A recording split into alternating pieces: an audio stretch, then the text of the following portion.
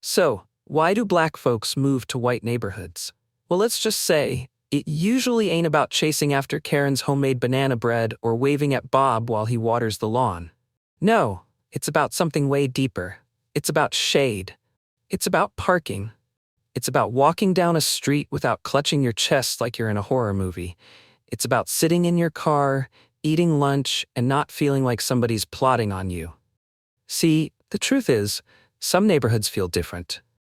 You step into certain suburbs, and suddenly there are trees everywhere, giving you clean air and a cool breeze, while in the city, you're sweating on a sidewalk with more concrete than Central Park after a drought. It's not rocket science. It's safety. It's peace of mind. It's the ability to just exist without constantly scanning your surroundings like you're in a Jason Bourne movie. And yet, here's the kicker. When somebody notices this difference, they often chalk it up to racism. Like, dang, why do they get all this shade and calm and quiet? But hold on. The real question is, why do so many of our own spaces feel unsafe, unstable, and unpredictable? Why is it that we joke about parties always popping off, but deep down, we know it's not really a joke? That's why this topic stings. Because it's not just about moving zip codes. It's about moving away from fear, away from broken systems, and towards something people feel they deserve. Safety, better schools, peace, opportunities, and yes, shade.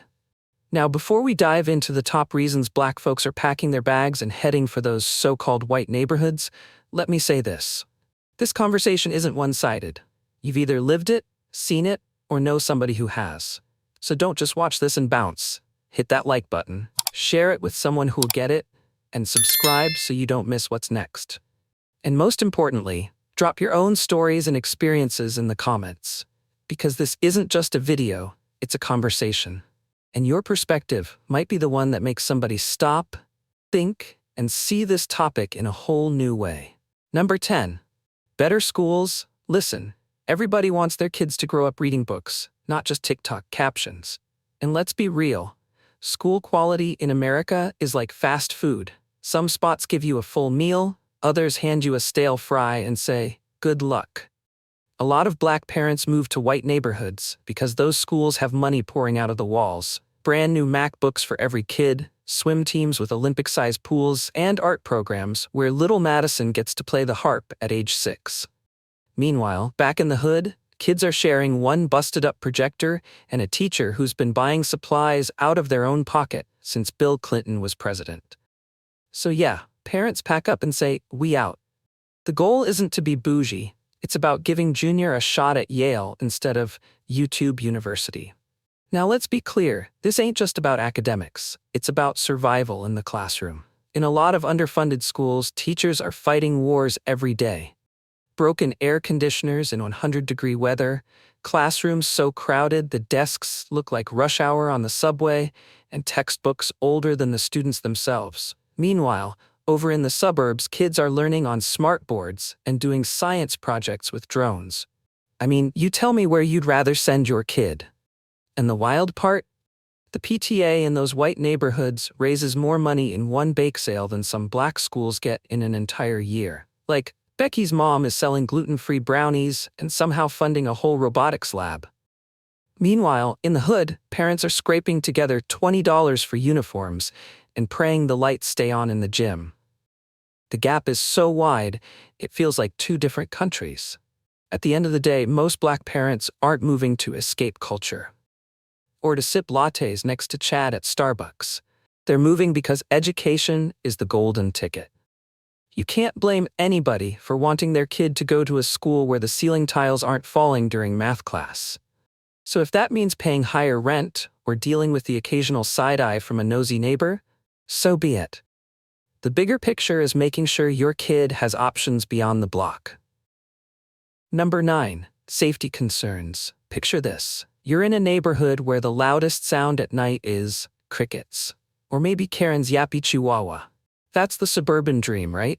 A lot of black families move into white neighborhoods because safety is marketed like an iPhone. Expensive, but you still want it. The hood might be alive and popping, but when fireworks start sounding like chaos in July, people start rethinking. Now, does moving automatically mean you're living in heaven? Nah. In fact, the safety sometimes comes with neighborhood watch folks side-eyeing you every time you walk your dog. But at least your kids can ride their bikes without dodging stray pit bulls and potholes. Trade-offs, baby. But let's not sugarcoat it. Some folks really are just tired of the stress. In certain neighborhoods, you don't sleep, you monitor. You're waking up every time a car alarm goes off, praying it's not your car. Or worse, every time there's a police siren, you're calculating. Is it too close? Should I duck? Compare that to the suburbs where the biggest drama is someone stealing a package from your porch. Yeah, sign me up. And of course, there's the parental guilt factor. Nobody wants to be the one explaining to their kid why they can't go outside after dark, or why recess is indoors because the playground got vandalized. In white neighborhoods, safety isn't just about avoiding crime, it's about giving your kids the freedom to just be kids. Ride bikes, play tag, sell fresh lemonade on the corner without fear. That's priceless. Still, the irony is real. You move to feel safe from crime, and suddenly you're dodging a whole new danger. Nosy neighbors calling the cops because you look suspicious, taking your own trash out. Suburban safety comes with fine print, but a lot of folks decide it's still worth signing that contract. Number 8. Property value and wealth building. Buying a house is basically like dating. You want to invest in something that's going to grow with you, not hold you back. And let's face it, houses in black neighborhoods have been cheated out of appreciation for decades, thanks to that evil little thing called redlining. Meanwhile, Becky bought her house in the suburbs for $50K in the 80s, and now it's worth $500,000. Black families see that math and go, yeah, I want in. Moving to a white neighborhood becomes less about neighbors and more about numbers. Because at the end of the day, when your home value jumps, you're setting up your kids for generational wealth. Or at least enough to pay off one semester of college, because tuition. Let's be real, homeownership is the American lottery. But like most lotteries, the system is rigged. In black neighborhoods, banks are stingy with loans, developers drag their feet on projects, and property values grow slower than a dial-up internet connection. But cross into a white suburb, and suddenly everything's up and coming. Realtors use words like charming, safe, and great investment. Translation: this place is going to make you money. And we all know how wealth works. It's not about today, it's about tomorrow. A house in the suburbs isn't just a roof over your head. It's a retirement plan, a college fund, a safety net. You're not just buying for yourself, you're buying for the next generation. That's why so many black families bite the bullet and move. They want their kids to inherit more than just good cooking recipes. The crazy part? Once enough black families move in and build value, white flight kicks in and suddenly the same neighborhood they ran from gets rebranded as the new hotspot. Funny how that works, huh? It's like a never-ending cycle, but at least some folks get to cash in along the way. Number 7, job opportunities and networking. Let's keep it real. Jobs don't just live in office buildings, they live in neighborhoods. You move to a white suburb, suddenly you're bumping into folks who can get you interviews, internships, and business deals just from casual backyard barbecue chatter. Oh, you're into finance? My uncle owns half of downtown. I'll put in a word. Meanwhile, if you're in underfunded neighborhoods, opportunities don't exactly fall from the sky. Sometimes you gotta move closer to where the jobs, the recruiters, and yes, the Starbucks Wi-Fi are located. Proximity equals opportunity. Think about it. Your commute changes your life. If your job is an hour-and-a-half bus ride away, good luck making those early morning interviews or networking happy hours. But if you live 15 minutes from downtown in some cookie-cutter suburb, suddenly you're not just on time, you're mingling with managers at Whole Foods on a random Tuesday. It's less about merit and more about location. Location. And don't underestimate the power of who you know. In wealthier neighborhoods, neighbors aren't just friendly, they're connections. Your kid's soccer coach might be a VP at a company. The lady in the cul-de-sac runs HR at a hospital. These little run-ins open doors you didn't even know existed. Back in the hood, networking looks different. It's more survival-based, less career-based. Bottom line, moving isn't just about safer streets or nicer houses. It's about getting access to a professional ecosystem. And let's be honest, Sometimes the fastest way up the corporate ladder isn't hard work. It's making sure your boss's cousin saw you wave at the block party. Number 6. Escaping the hood. The classic success story. You grew up in the hood, survived on ramen noodles and corner store hot chips, and now you're flexing in a white neighborhood like, I made it, mama. It's part survival, part bragging rights. Of course, the hood still has culture, soul food, and the block parties that make life worth living. But society has drilled it into us that moving to a white neighborhood equals success. Forget the Benz, you haven't arrived, until your mailbox sits in front of a 2-story house with beige vinyl siding. This whole idea is fueled by generations of storytelling. We've all heard it. My parents struggled so I could have better. And better usually got painted as the burbs.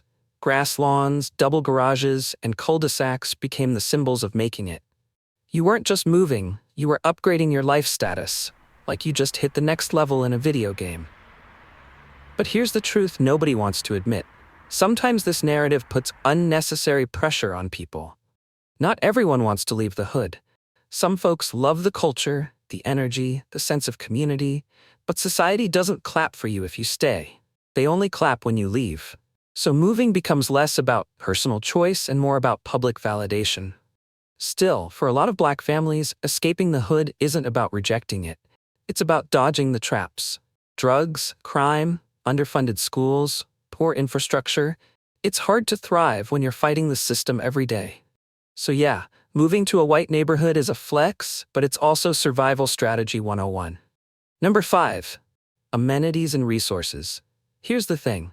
You don't realize how much you've been deprived until you step into a suburb and find out there's a Whole Foods within walking distance. Like what? A grocery store that sells kale that isn't bruised? Hospitals with actual doctors instead of 6-hour ER waits? Parks with working swings instead of rusted death traps? Yeah, those little luxuries matter. And don't even get me started on Target.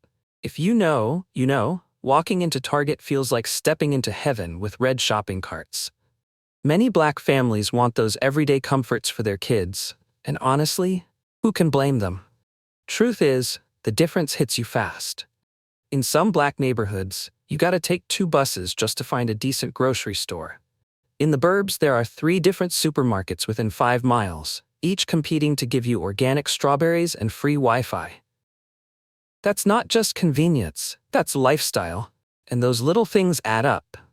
Better hospitals mean faster care, cleaner parks mean healthier kids, more stores mean better options instead of being trapped buying overpriced milk at the corner bodega. People act like amenities don't matter, but trust me, once you've had Saturday brunch at a suburban Panera, it's hard to go back. So yeah, moving for amenities isn't shallow. It's about quality of life. Nobody's trying to brag about HOA fees, but having resources nearby can literally add years to your life. And let's keep it real. Convenience equals sanity. Nobody wants to spend half a day running errands because the grocery store, pharmacy, and laundromat are all on opposite sides of town.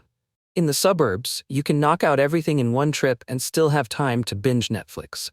That kind of efficiency is priceless, especially for working parents already stretched thin. Plus, access to amenities isn't just about shopping. It's about dignity. It feels different when your community has clean sidewalks, functioning streetlights, and a Starbucks where the barista actually remembers your order. Those small touches send a message. You matter. And after generations of being pushed into neighborhoods where the message was the exact opposite, who wouldn't want a taste of that validation? Number 4. Integration and diversity goals. Some Black parents genuinely want their kids to grow up around different races, cultures, and backgrounds. Noble, right? They imagine little Jamal becoming friends with little Emma, learning Spanish from Alejandro, and growing up to be the next Barack Obama. But here's the kicker. A lot of those neighborhoods don't exactly embrace diversity. One Black family moves in, and suddenly the for sale signs pop up like mushrooms after the rain. White flight is real, y'all.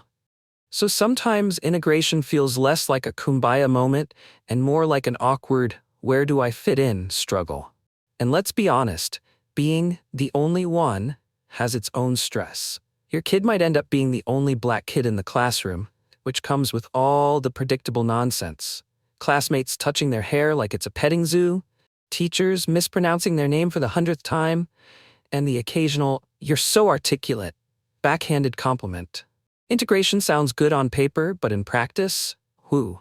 Still, a lot of families go for it because the hope is worth the risk. If your kids can learn how to navigate diverse spaces early, maybe they'll be better prepared for the real world. Plus, it's kind of funny watching folks get uncomfortable when you show up at the block party blasting Frankie Beverly and Maze. Culture clash at its finest. But let's keep it real. Integration often feels one-sided. Black families bend, adjust, code switch, and teach their kids how to survive in spaces that weren't built with them in mind. Meanwhile, the white neighbors, they get to stay the same. They're not suddenly learning how to season chicken or figuring out how to braid hair. So, diversity starts to look like assimilation with extra steps. And yet, there's power in presence. That one black family at the PTA meeting, at the soccer practice, at the HOA barbecue, they force people to reckon with their bubbles. Even if you're low-key exhausted being the representative of the race 24/7, you're also cracking open doors for the families that come after you. Integration might not be the fairy tale, but it plants seeds. And sometimes, those seeds grow into change. Number 3, housing availability. Gentrification is the rude cousin in this story. Rent shoots up in historically black neighborhoods, and suddenly, you can't afford to stay. So where do you go? Wherever there's space.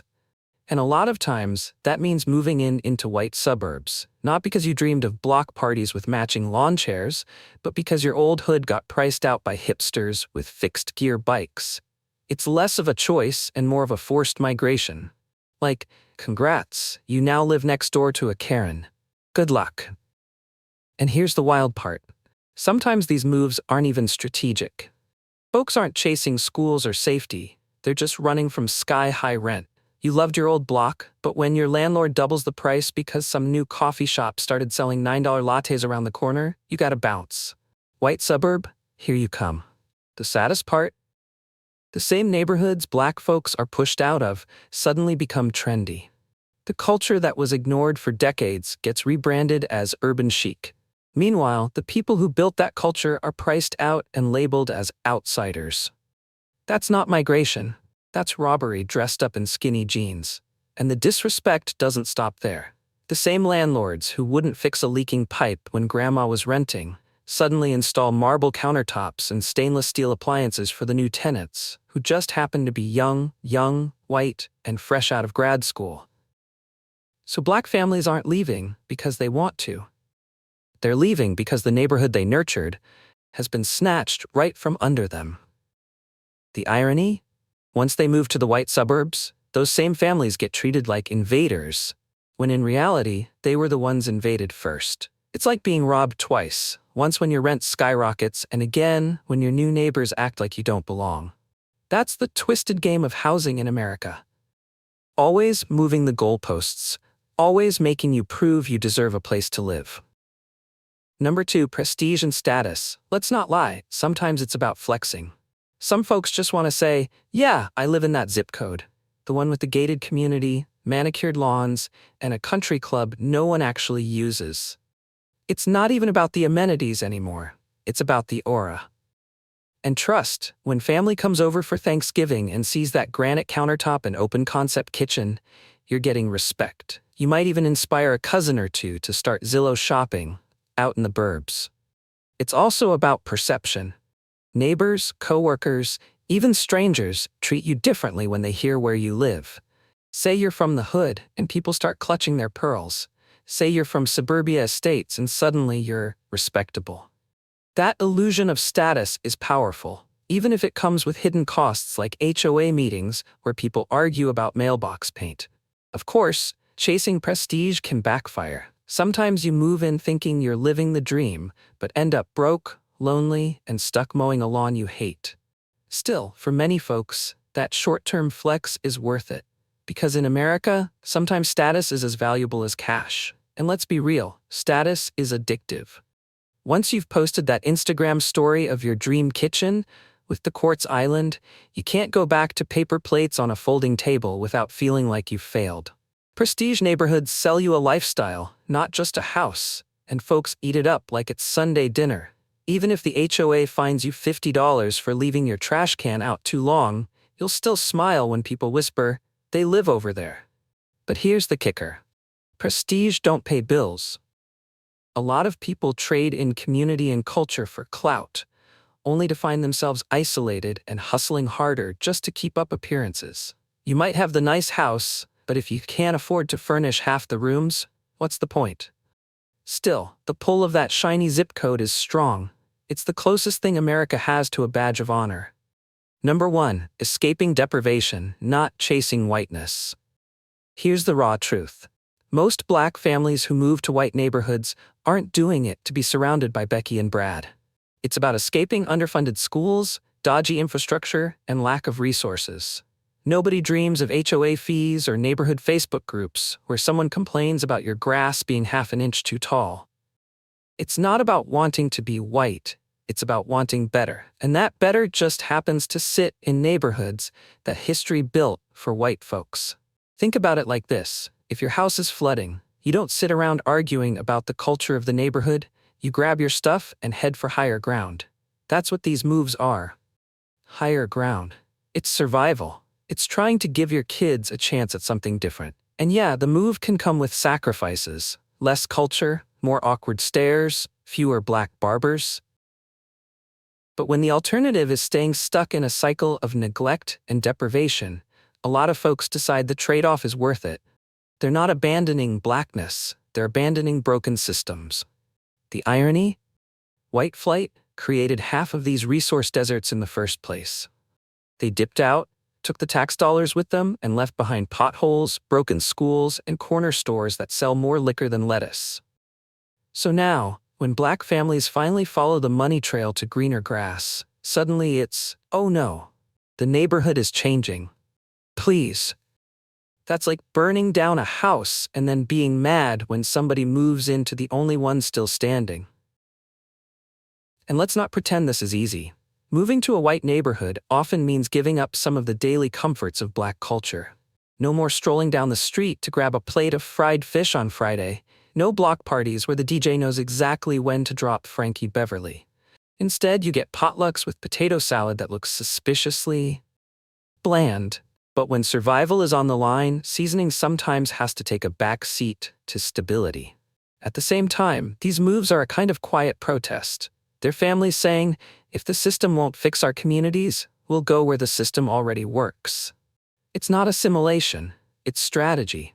And whether folks admit it or not, every successful Black family that carves out space in these neighborhoods chips away at the invisible line that was drawn to keep them out in the first place. And while critics love to frame it as running from your own people, the truth is more complicated.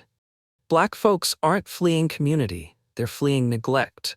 They're chasing streetlights that actually work, grocery stores with fresh produce, and schools where the textbooks don't still list Pluto as a planet. That's not abandoning identity, that's demanding the bare minimum of what every American is supposed to have. At the end of the day, the question of why Black folks move to white neighborhoods isn't about betrayal or selling out. It's about survival, opportunity, and wanting better for the next generation. From safer streets to stronger schools, from escaping rising rent to chasing status, every reason ties back to the same thing: trying to live with dignity in a country that often makes that harder than it should be. It's not about running from Blackness, it's about running from broken systems. But here's the twist. Every move comes with trade-offs. Sometimes you gain safety, but lose community. Sometimes you get better schools, but your kids deal with isolation. Sometimes you escape high rent, but end up living next to a neighbor who calls the cops when you barbecue. The truth is, these moves reveal just as much about America as they do about the families making them. They expose the inequalities baked into the system. Who gets the shade trees? Who gets the potholes? Who gets the peace? And who has to keep looking over their shoulder? So maybe the bigger conversation isn't just about why people move, but why they feel like they have to.